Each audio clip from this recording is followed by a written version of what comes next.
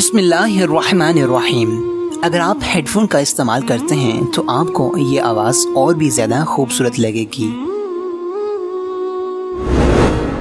सैयदना मुआज़ बिन जबल रज़ियल्लाहु ताला अन्हु से मरवी है कि ग़ज़वा तबूक से कबल रसूलुल्लाह सल्लल्लाहु अलैहि वसल्लम लोगों को लेकर निकले।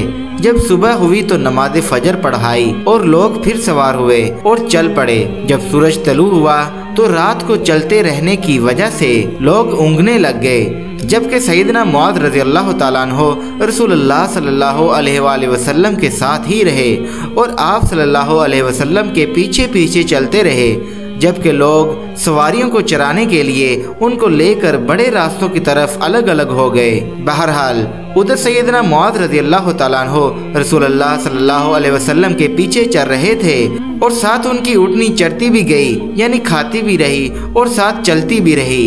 अचानक वो फिसल पड़ी।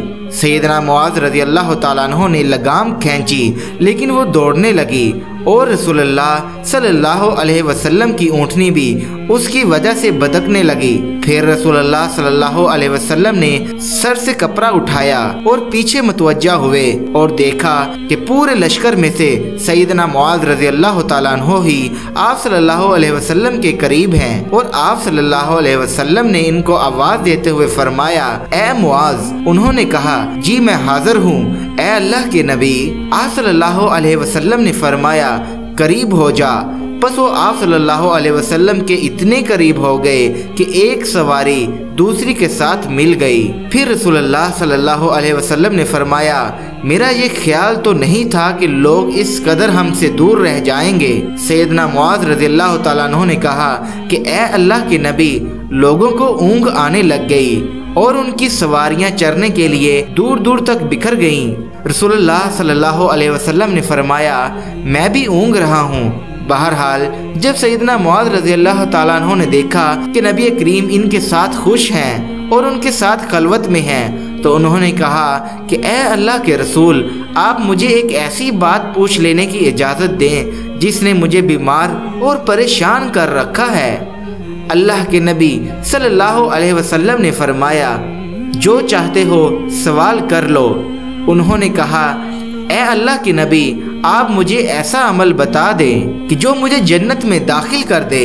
मैं आपसे उसके अलावा किसी और चीज़ के बारे में सवाल नहीं करता। आप सल्लल्लाहु अलैहि वसल्लम ने फरमाया, वाह वाह वाह, तुमने बड़े अमल के बारे में सवाल कर दिया है, तुमने तो बड़े अमल के बारे में सवाल कर दिया है। आप सल्लल्लाहु अलैहि वसल्लम ने 3 दफ़ा ये जुमला दोहराया कि तुमने तो बड़े अमल के बारे में सवाल कर दिया है, और फिर फरमाया, लेकिन ये अमल उस आदमी के लिए आसान है जिसके साथ अल्लाह ताला भलाई का इरादा कर ले।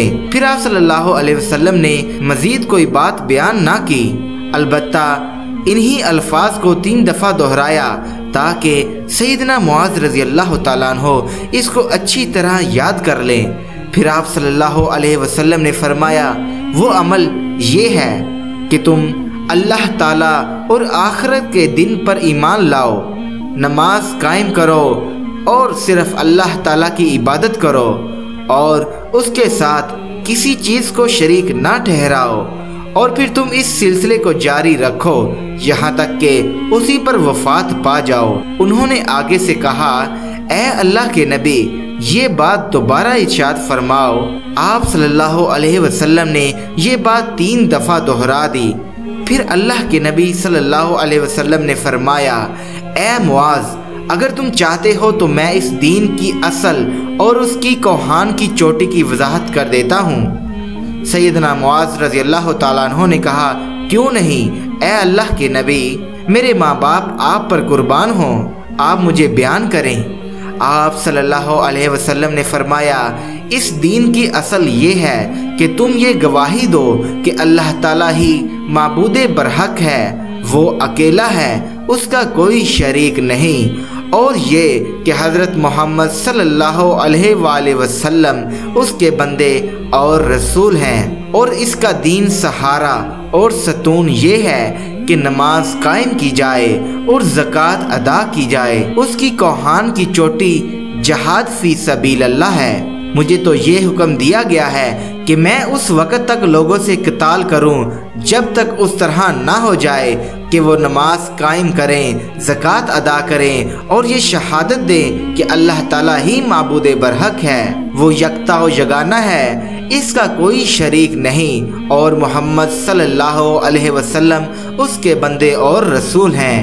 جب لوگ یہ امور سر انجام دیں گے تو وہ خود بھی بچ جائیں گے اور اپنے خونوں اور مالوں کو بھی بچا لیں گے، مگر ان کے حق کے ساتھ، اور ان کا حساب اللہ تعالیٰ پر ہوگا۔